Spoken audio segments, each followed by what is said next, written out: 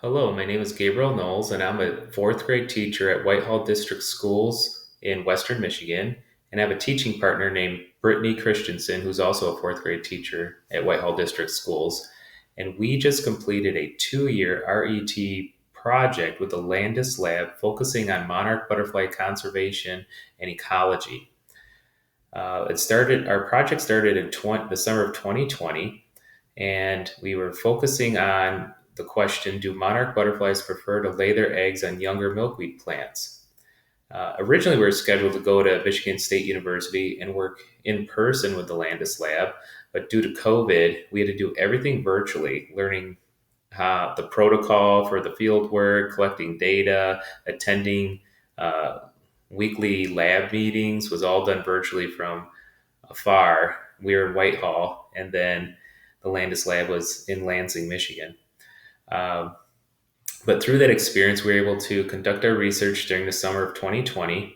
And after our experience in 2020, Dr. Doug Landis and Dr. Nate Hahn proposed to us, Brittany and I, to look over our data and think about maybe conducting our own research based on a question that we might have about what we're noticing in the data that we collected in the summer of 2020.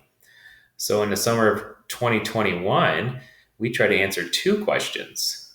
The first question being: do monarch butterflies prefer to lay their eggs on younger milkweed plants?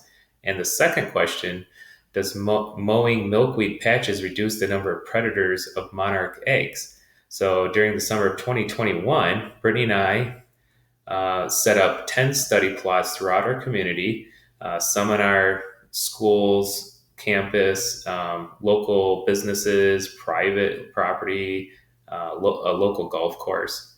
And we tried to answer these two questions. So in our preliminary results, there's two bar graphs, and each bar graph is related to those two questions.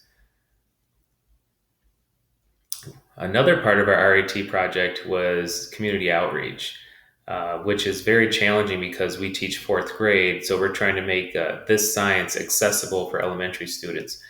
Brittany and I were able to successfully do a number of things, but probably the proudest thing I think that we accomplished is that we created an elementary summer enrichment program based on this specific research. We used our graduating fourth grade students. They chose to do this, and during the course of the summer, they worked alongside